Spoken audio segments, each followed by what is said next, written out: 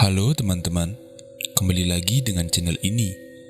Di channel ini, aku akan membahas berbagai penjelasan dan juga cerita pengalaman horor. Dan di video kali ini, aku akan menjelaskan apa itu hantu Banaspati dan juga cerita-cerita pengalaman orang yang pernah bertemu dengan Banaspati. Jika kalian ingin tahu ceritanya lebih lanjut, inilah cerita si Imon.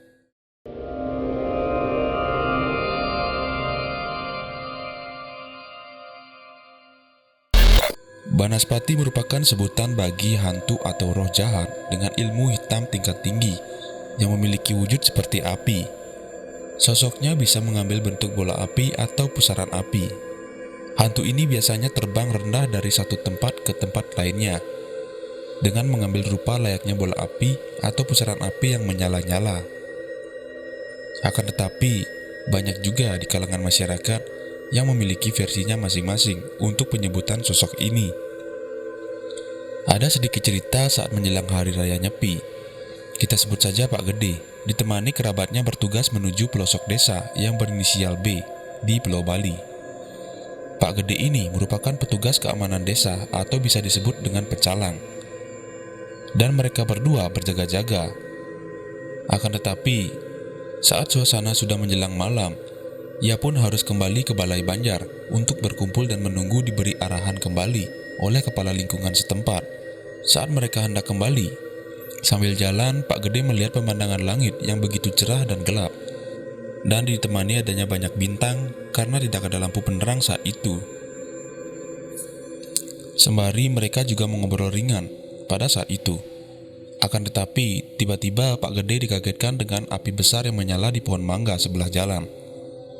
Awalnya ia mengira bahwa ada orang yang bakar-bakaran di sana. Dan mereka pun dibuat penasaran sehingga mereka mendekati api itu. Dan kemudian tiba-tiba api itu melompat dan terlempar ke langit. Terlihat api itu berkobar dan menyala-nyala, layaknya api yang sedang membakar dedaunan. Pak Gede dan rekannya langsung lari sembari ia mengontak kerabatnya yang lain menggunakan HT yang ia bawa pada saat itu karena ketakutan. Keringat mentah bercucuran pada tubuh Pak Gede, serta temannya yang sudah tidak kuat lari lagi, memutuskan untuk berhenti sementara, lalu mulai menenangkan dirinya. Kemudian, Pak Gede mulai berjalan lagi dan tetap waspada karena kejadian itu. Sesampainya ia di Balai Banjar, Pak Gede dan kerabatnya mulai menceritakan apa yang ia alami saat itu, hingga membuat beberapa temannya enggan pulang ke rumah.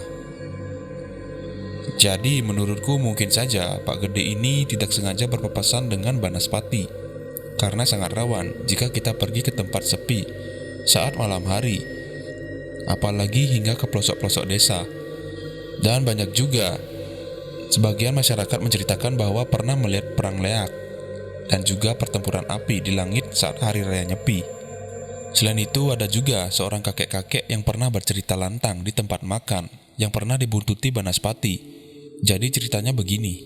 Saat menjelang malam, seorang kakek-kakek yang aku tidak sebut namanya bercerita bahwa saat ia mencari belut ke sawahnya sekitar jam 9 malam, ia tidak sengaja melihat ada sebuah cahaya merah melayang di atasnya dari kejauhan.